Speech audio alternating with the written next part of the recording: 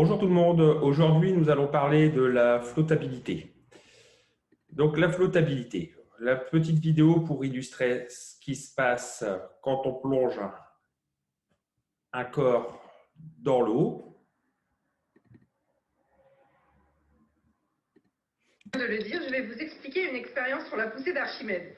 Nous prenons donc une masse de 132 grammes, qui est une masse en laiton, et nous allons la suspendre au dynamomètre pour trouver son poids.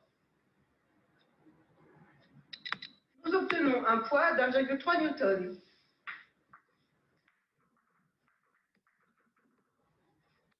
Nous prenons ensuite une éprouvette que nous avons remplie d'eau à 300 ml et nous allons immerger totalement ce corps.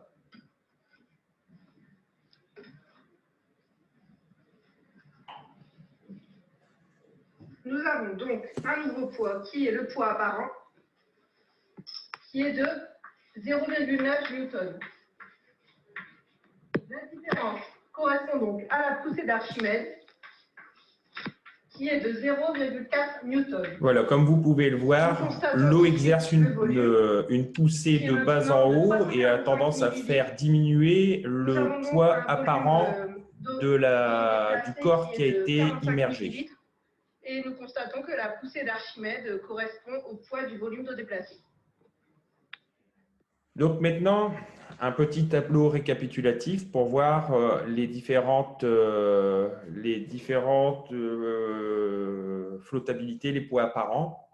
Alors, comme vous pouvez le voir sur l'illustration, le poids apparent, c'est le poids réel en kilogrammes, moins la poussée d'Archimède. Donc, plus vous déplacez de volume, plus la poussée d'Archimède sera importante. Donc, lorsque vous êtes dans de l'eau et que vous êtes nu, vous avez une certaine poussée d'Archimède. Si vous rajoutez une combinaison, vous rajoutez du volume, vous avez une poussée d'Archimède plus importante. Si vous rajoutez du plomb, vous avez un poids apparent plus important et une poussée d'Archimède toujours à peu près égale. Donc, c'est ce qui nous permet de régler notre flottabilité en plongée. Vous pouvez regarder sur le petit schéma de gauche. Les deux plongeurs ont donc des gilets gonflés. Donc, la poussée d'Archimède en jaune est supérieure au poids apparent en violet, ce qui fait que les deux plongeurs vont remonter. La même chose pour le petit bonhomme à côté avec sa bouée. Il a un volume important avec sa bouée, donc une poussée d'Archimède importante, un poids faible, il flotte.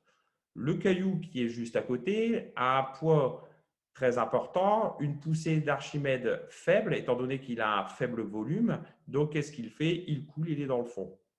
Le plongeur à droite, il a une poussée d'Archimède qui est équivalente à son poids, ce qui fait qu'il a donc un poids apparent qui est égal à 0. Il est en flottabilité neutre.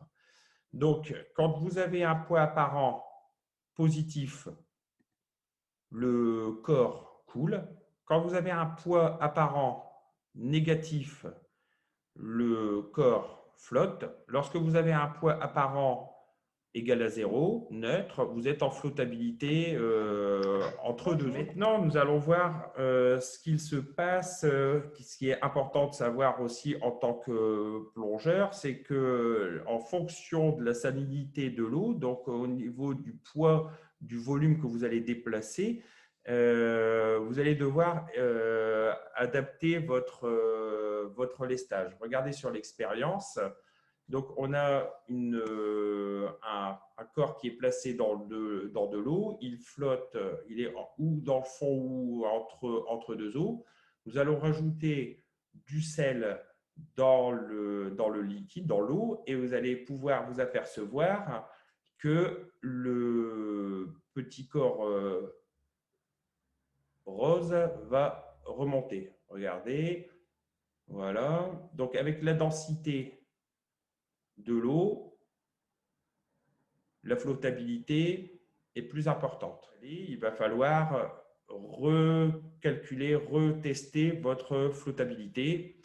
Je vous le rappelle, on se met dans l'eau, gilet vide. On doit avoir de l'eau à peu près au niveau des yeux. Vous soufflez,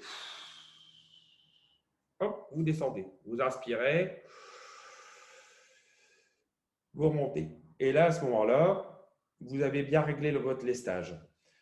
Si vous restez en surface et que vous avez tout expiré, il va falloir remettre un petit peu de plomb. Si vous coulez alors que vous n'avez pas encore expiré, c'est que vous êtes trop lesté. Voilà pour ce qui est de la flottabilité. La prochaine fois, nous allons nous intéresser à l'essoufflement. Voilà, bonne journée à tous.